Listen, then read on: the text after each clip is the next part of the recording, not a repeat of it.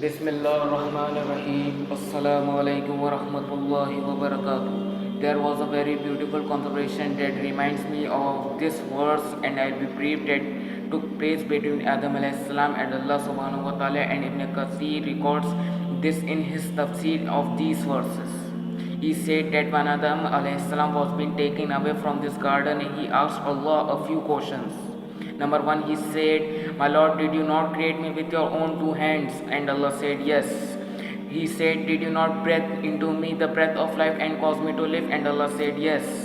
"Did you not, when I sneeze, say, Yarhamakallah, may Allah have mercy on you?" "Yes, I did say that." Then Adam alayhi salam asked a very wise question to Allah subhanahu wa ta'ala that explains us.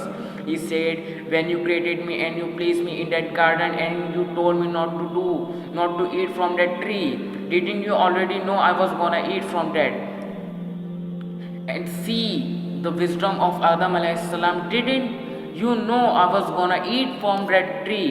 You see, Adam alayhi salam understood that Allah knew before creating anything that he was gonna create Adam, and he was gonna put him in a garden, and him and his wife, they were gonna eat from that tree, even though they were told not to do so. Allah knew. So Allah said, "Yes, I knew you were going to do it." So Adam alayhi salam said, "Then you cannot forgive me for that and put me back in that garden one day." And Allah said, "Yes." And he taught him the very famous words, "My Lord, I have wronged my own soul, and if you do not forgive me and have mercy on me, surely I will become one of the losers." So you see, life is not about whether you will sin or not.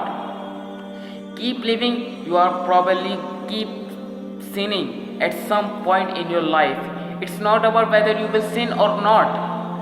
Every son of Adam sins. Kulli bani Adam khatta. Every son of Adam sins. What is important is what to do about the sins.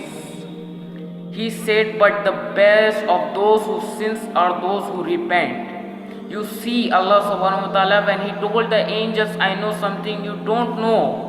I am proving the point here. Yes, I am going to create this Khalifa. Yes, his progeny, many of them are going to turn away from me.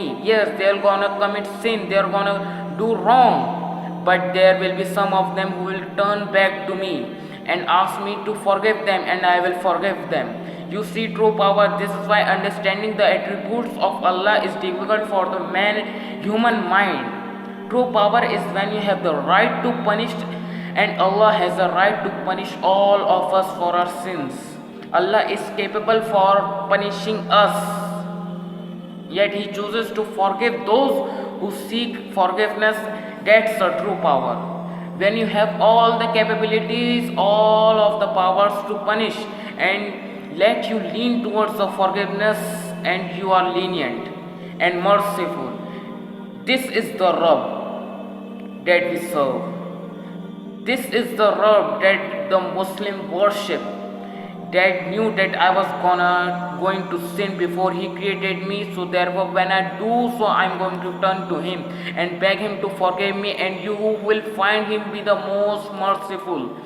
This is the beautiful part of the Islam that I got from these verses. And Allah knows the best. He is the best.